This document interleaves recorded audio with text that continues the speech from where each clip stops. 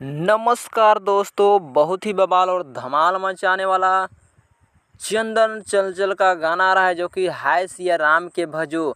अभी तो power star Pawan Singh और खेसारी लाल का गाना नहीं आ रहा है, इसलिए इसलिए छोटा एक्टर का गाना पर वीडियो बनाना पड़ रहा है। सुपर स्टार पवन सिंह का 15-16 तारीख के पोस्टर आने वाला है। तो सबसे पहले हम इस पर बात करते हैं जो कि चंदन चंचल जी का बहुत ही बवाल और धमाल मचाने वाला गाना रहा है हाय सिया राम के भजो।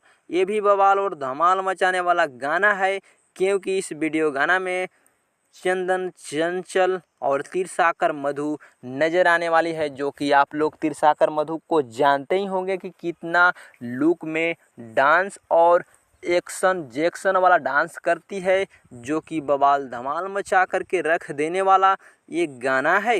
ये गाना आ रहा है आज सुबह 6:15 पर।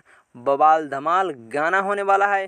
तो अगर इस गाना को अगर आप देखना चाहते हैं हाय सिया राम के भजो, तो देखिएगा बवाल धमाल गाना होने वाला है जो कि चंदन चंचल इंटरटेनमेंट परसेंट के यूट्यूब चैनल से ये गाना आ रहा है। बवाल धमाल गाना है, जा करके देखिए।